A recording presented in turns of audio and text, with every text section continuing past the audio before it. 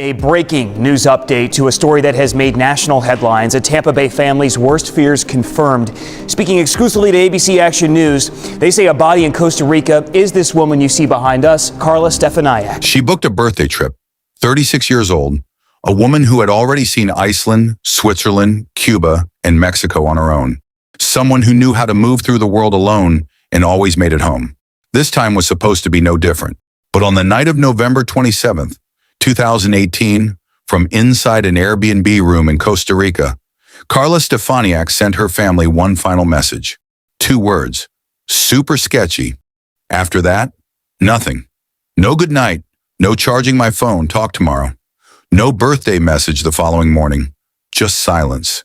And while her family sat waiting for a text that would never come, Carla was already gone. Her body was found 6 days later, buried in the dirt, wrapped in plastic bags, less than 1,000 feet from the room she paid for. Now stop, because here is the part nobody is talking about loudly enough. Half the man who killed her? He had a key to her room the entire time. Not a copied key, not a broken lock. A key that was handed directly to him by the exact company Carla paid to keep her safe. He lived right next door. He was her security guard. And that company? They already knew something was very wrong at that property. Guests had left warnings, written complaints, reviews that said stay away. Every single one of them had been deleted before Carla ever hit book. Deleted. By the end of this video, you are going to know exactly what was buried alongside Carla's story, who buried it, and why it should matter to every single person who has ever opened a booking app on their phone. Because here is the question I need you to sit with right now. If the reviews had not been deleted, would Carla Stefaniak still be alive today? Stay till the very end of this video, because I am going to share a safety tip that could protect you or someone you love the next time you book a place to stay anywhere in the world. Carla sent a message that night saying the place felt sketchy. She felt it. She said it out loud, and nobody came. If someone you love sent you that exact message right now, what would you actually do? Drop your honest answer in the comments below. I want to know. And if you believe that a company collecting a fee from every single booking has a responsibility to protect the people using their platform, hit subscribe. Because on this channel, Carla Stefaniak is not a statistic. She is not just a headline. And we are not letting her story go quiet. Welcome to True Crime Footprint, where we unveil the darkest mysteries and the most terrifying true crime tales. Kindly hit that like button, subscribe to this channel, and turn on the notification bell so you never miss any of our new stories. Your support keeps these stories alive. Before she became a case number, she was just a woman living her life. Carla Stefaniak was born in Venezuela on November 28, 1982. She moved to the United States with her family in 2000, put roots down in Tampa, Florida, and built something real there. She studied international studies at Virginia Tech. She was part of the Corps of Cadets. She graduated. She became an insurance agent and eventually relocated to Hallandale Beach, near Miami, to grow her career. Think about that for a second. An insurance agent. Someone whose entire professional life was built around identifying exposure, calculating risk, and protecting people from the things that could go wrong. She understood vulnerability better than most people would ever need to, and she loved to travel. Her Instagram documented a life in motion.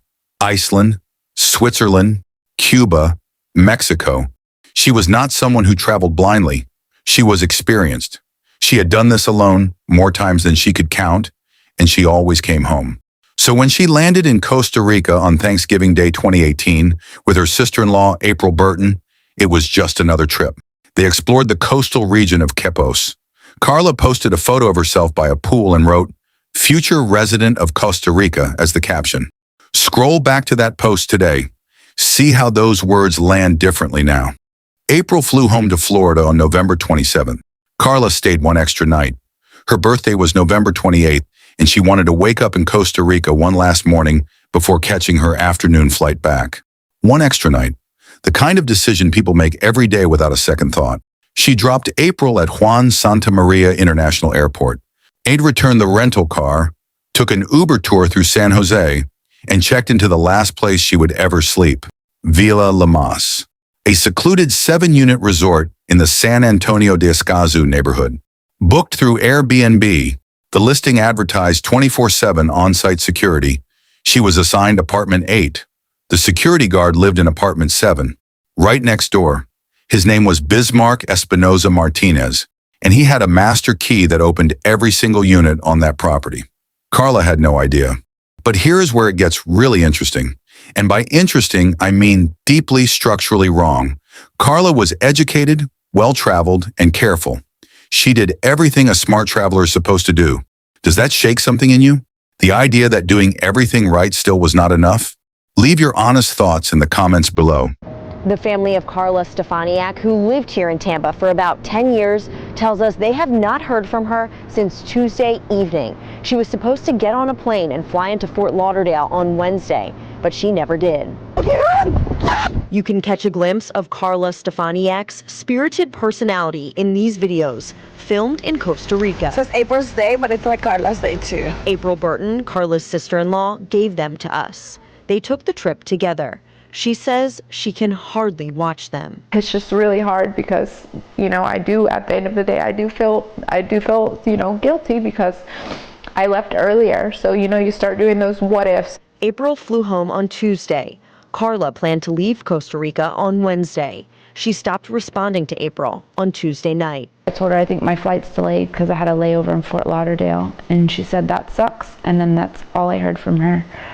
And that was at 8:54 p.m. April knows Carla made it to her Airbnb in San José, but she does not know what happened to her next.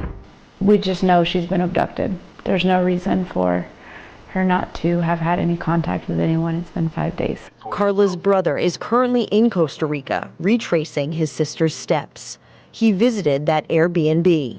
Went there the night before and left at 5 a.m. Everything's gone. She left with everything on hand. There is a version of November 27th, 2018, where nothing bad happens, where Carla gets some water, watches something on her phone, and falls asleep early, where she wakes up the next morning to birthday messages from her family, where she makes her Uber, catches her flight, and lands in Florida with a suntan and a new caption ready for Instagram. That version existed, right up until it did not. At 7:20 p.m., she was on a FaceTime call with a friend. She mentioned she was thirsty. The room had no reliable way to boil water. She said she might walk next door and ask the security guards for some. The guards, the men with the master keys. At 8 p.m., she sent her final WhatsApp message to her family and to April. 8 words. It's pretty sketchy here. At 9 p.m., her phone battery died. That was the last anyone heard from Carla Stefaniak. No goodnight message. No birthday, countdown. No charging my phone, talk tomorrow. Just silence. Now here is what I need you to sit with for a moment. She had been actively communicating all day, checking in, sending updates, staying connected. And then she goes quiet mid-evening in a place she just called Sketchy with no follow-up message in the morning. That is not someone who fell asleep early. That is a signal. And nobody caught it in time. The rain was heavy that night. There was a power outage at the villa. And inside apartment 8, the forensic evidence would later reconstruct what happened in detail nobody wanted to read. Blood was found throughout the room, despite what appeared to be a deliberate attempt to clean the scene. Defensive wounds covered her hands and arms. DNA was found beneath her fingernails. Her neck was broken. Multiple stab wounds to the neck and extremities. Blunt force trauma to the head. She fought hard for her life in the dark on her birthday. Most people stop here, but what happens next is the part that should make your stomach turn. At 5:10 a.m., Martinez told staff that Carla had packed her bags and left in an unknown private car. 3 hours before her scheduled Uber pickup. No surveillance footage. No witnesses corroborating the vehicle. Just his word. And when her family began calling the villa after she failed to board her afternoon flight, Martinez repeated that story with complete calm. She left early, got in a car, nothing to worry about. Her body was already in the ground. He repeated that story calmly, multiple times, directly to her family. What does that kind of calm tell you about who this man is? And what does it tell you about the system that gave him those keys with zero verification? Tell me in the comments. If this story is hitting you the way I think it is, I need one thing from you right now. Hit the like button and share this video. Not for the numbers, for Carla. Because the more people who know what happened to her, the harder it becomes for companies to keep hiding the truth. Share it right now. Investigators at this hour still waiting to officially identify Carla Stefaniak's body. Just minutes ago, we got our first picture of the suspect authorities have in custody. We want to get right to ABC Action News reporter Nicole Grigg, who just got word from a family friend just minutes ago. Nicole. Authorities say they believe Carla Stefaniak was stabbed to death. They're waiting for fingerprints to confirm all of this. And for now, the security guard at the Airbnb where she was staying, he's being held in connection with all of this. And we're getting our first look at that security guard.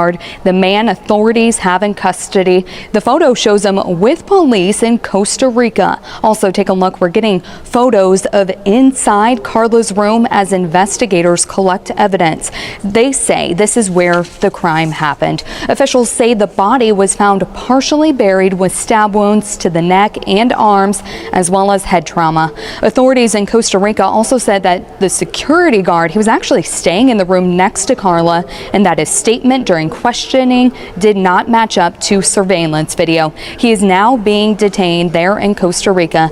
As of right now, officials are waiting for fingerprints to confirm without a doubt that the body found is Carla. Now remember, she went to Costa Rica 1 week ago for her 36th birthday before disappearing from her Airbnb. The last thing that Carla told her family was the power went out and it was sketchy. We just finished talking to her family and a family friend who said they're on the way to the morgue. They're just finding out about all these new developments as we are. We went to that Airbnb and we looked a stone cold killer in the eyes and shook his hands that day. When Carla did not board her 1:30 p.m. flight on November 28th, her family did not sit around waiting for good news. They pushed. They called the villa. They contacted Costa Rican authorities, and eventually they flew there themselves, to a country they did not live in, demanding answers in a legal system they had no roadmap for. Costa Rica's Judicial Investigation Unit, the OIJ, opened what started as a missing persons case and very quickly became a homicide investigation. Martinez's account began collapsing almost immediately. Surveillance footage near the airport showed no vehicle matching his description leaving the villa at 5:10 a.m. No witnesses supported his story. The blood evidence inside apartment 8 was not something that could be explained away. On December 3rd, a K-9 units led investigators to a wooded area roughly 1,000 feet from Villa Lamas. A body, wrapped in plastic bags, partially buried in the dirt, advanced decomposition. On December 4th, fingerprints and dental records confirmed it was Carla Stefaniak. Her father, Carlos Caicedo, identified her at the morgue that same evening. Bismarck Espinoza Martinez was arrested that same day. He was 32 years old, a Nicaraguan national who had entered Costa Rica illegally in June 2018. He had no legal work authorization, but Villa Lamas employed him anyway, gave him on-site housing, and handed him a master key to every room on the compound. A witness later testified at trial that Martinez had confessed to the crime. And then the civil lawsuit filed by the family exposed something that needs to be said plainly. Guest complaints about staff conduct at Villa Lamas dated back to 2013. 5 years of real warnings from real guests, deleted from the Airbnb listing before new guests could read them. Carla Stefaniak booked that property with no access to any of it. The lawsuit argued that Airbnb failed to vet staff with master key access, engaged in deceptive review practices, and ignored U.S. State Department advisories about rising violent crime against American citizens in Costa Rica. 5 years. Deleted. Now, I promised you this at the start of the video, and I meant it. Before booking any short-term rental, search the property name alongside the word complaints or look it up on Reddit. Platforms control the reviews you see. The broader internet usually does not. When you check in, pay attention to where on-site staff sleep. If security personnel live in the unit next to yours with unrestricted key access, that is information worth having before you unpack. If a place feels wrong the moment you arrive, leave. A hotel with a staffed lobby and working cameras is always an option. Your instincts are data. Share your real-time location with someone who will actively check it. Not just hold it, check it. Carla's family had no idea anything was wrong until she missed a flight. And before any international trip read the U.S. State Department travel advisory for that destination. Every single time. 5 years of complaints, deleted. And Carla had absolutely no way to know. At what point does a platform that profits from every booking become legally responsible for what happens at its listings? I want your honest answer below. If even one of those safety tips just made you think of someone you care about who travels alone, share this video with them today before you scroll past it. And if you want content that actually informs and arms you with the truth, subscribe and turn on notifications. This channel is not going anywhere. The man accused of murdering Carla Stefaniak has been found guilty. This is according to Costa Rican newspaper La Nacion. Bismarck Espinoza Martinez was sentenced to 16 years in prison. 36-year-old Carla Stefaniak, who used to live in Tampa, was found dead in South America more than a year ago. In Costa Rica, there is no jury. A 3-judge panel tried, convicted, and sentenced him. Stefaniak was missing for 5 days. Prosecutors tell us the former apartment security guard got into her Airbnb villa where he stabbed and killed her. January 2020. A courtroom in Pavas, Costa Rica. Bismarck Espinoza Martinez sat through his entire trial without saying a word. No statement, no explanation, no expression of remorse. He exercised his right to silence and used it completely. Just a man in a chair, waiting to hear what a 3-judge panel decided his actions were worth. On February 17th, 2020, they told him guilty of homicidio simple. Simple homicide. The Costa Rican equivalent of second-degree murder. Not aggravated homicide, not the 50-year maximum sentence the prosecution had requested. 16 years. Carlos Caicedo was in that courtroom.